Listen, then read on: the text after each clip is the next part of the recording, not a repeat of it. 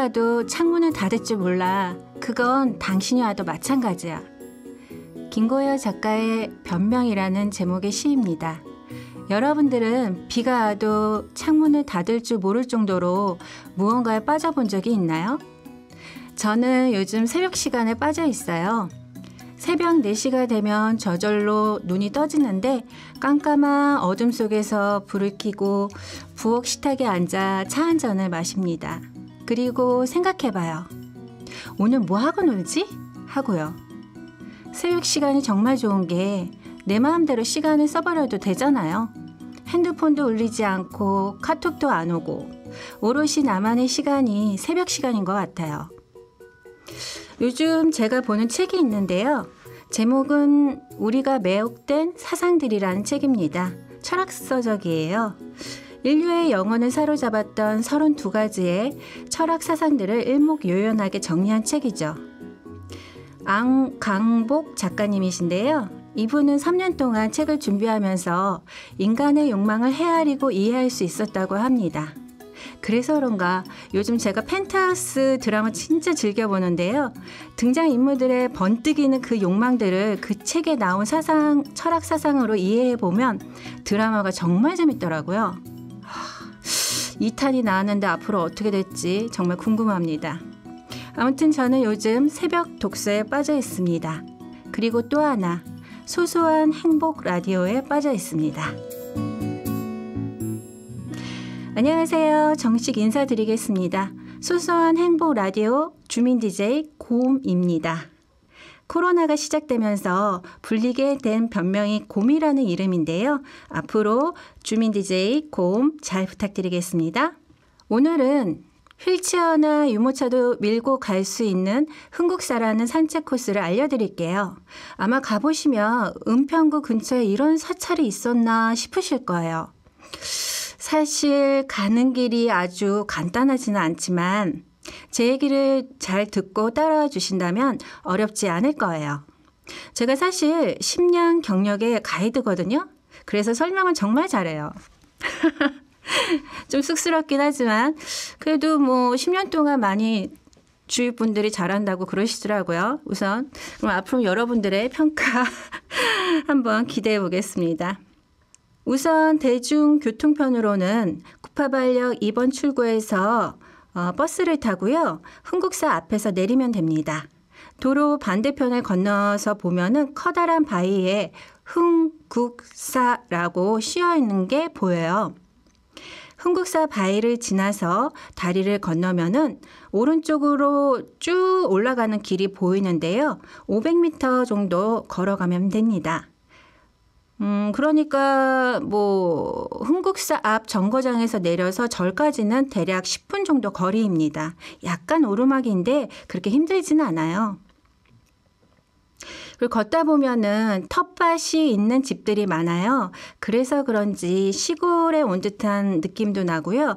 현대식 전원주택가 그리고 오래되고 낡은 기와지붕집을 보다 보면 마치 시골에 온 것 같은 기분이 들더라고요.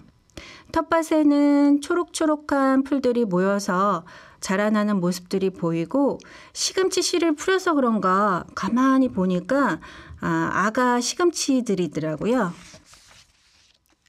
추운 바람 맞고 자란 시금치를 볼 때마다 참 기특하고 이쁘더라고요. 그 시금치 옆에는 그 요즘 비싸다는 대파도 보이네요. 대형 마트에서 온 광고 보니까 요즘에는 반려대파라고 하는 게 있더라고요. 반려견이 아니라 반려대파. 그래서 파를 화분에 심어서 팔더라고요. 그럼 여기 텃밭에 있는 대파들은 반려대파 농장쯤 될까요? 정말 재밌어요. 그리고 이제 이 대파들이요. 요즘에 한참 맛있을 때예요. 오동통한 쭈꾸미 다리처럼 하늘을 향해 쭉쭉 뻗은 모습이 정말 싱그럽습니다. 그렇게 마을을 구경하면서 10분 정도 걸으면 절과 주차장이 나오는데요. 주차장 한가운데에 계단이 있어요. 거기로 쭉 계단을 올라가면 부리문이라는 조그만 문이 보입니다. 불이, 둘이 아니다라는 뜻이죠. 보통 절 건물에 들어가기 전에 3개의 문이 있습니다. 그 중에 가장 마지막에 있는 문이 바로 부리문입니다. 그러니까 이 부리문을 지나야 절 내부로 들어간다는 걸 의미하죠.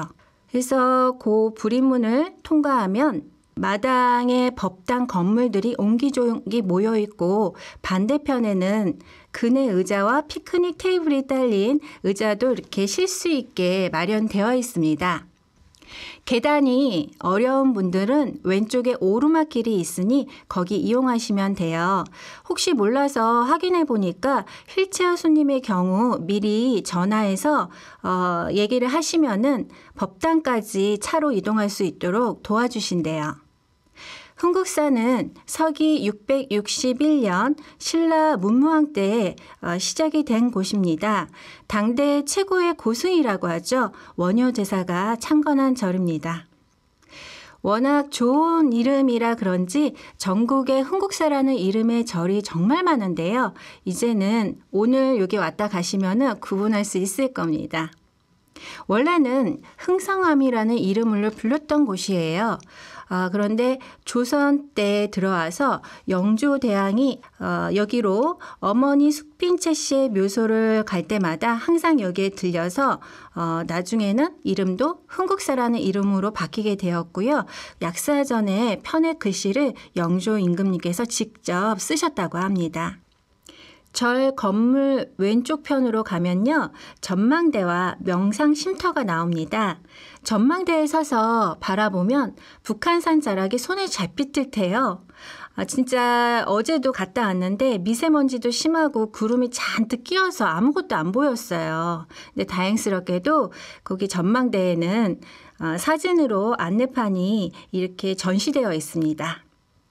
전망대 반대편에는 소원 비는 돌탑 같은 것도 보이고 벤치들이 있어요. 그래서 이곳을 명상쉼터라고 합니다. 그곳에 앉아 이 생각 저 생각 하다 보면 정말 시간 가는 줄 모르겠더라고요.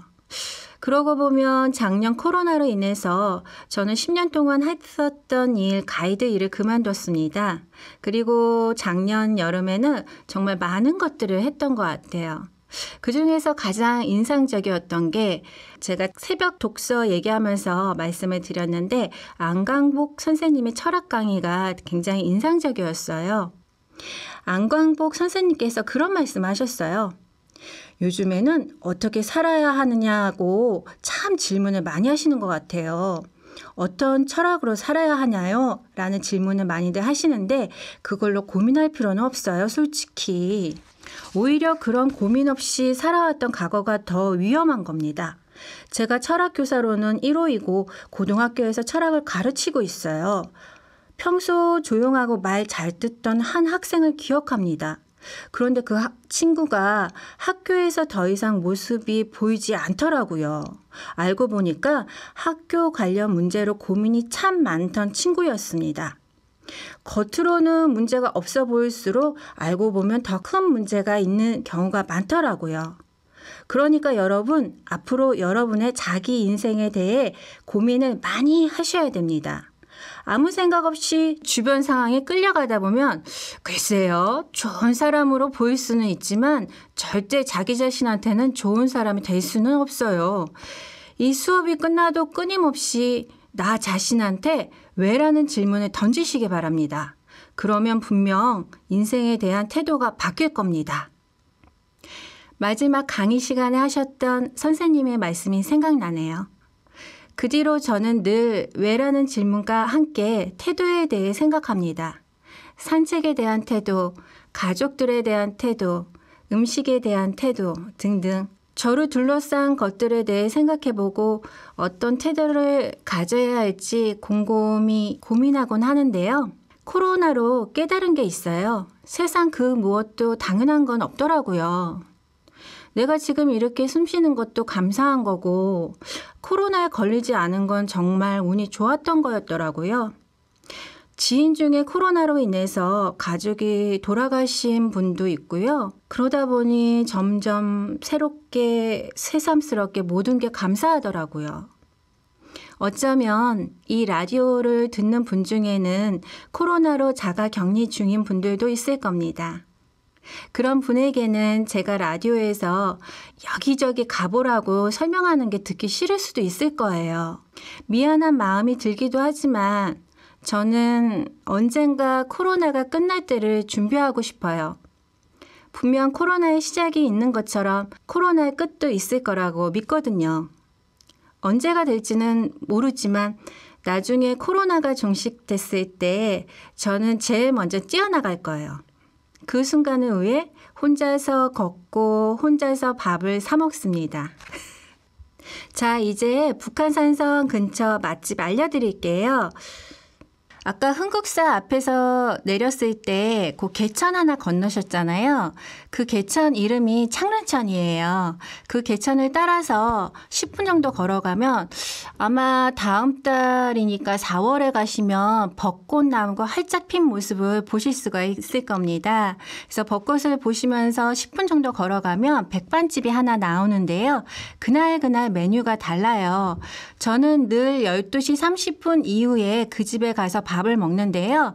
어제 혹시 몰라서 쉬는 날이 언제냐고 물어보니까 쉬는 날이 없대요.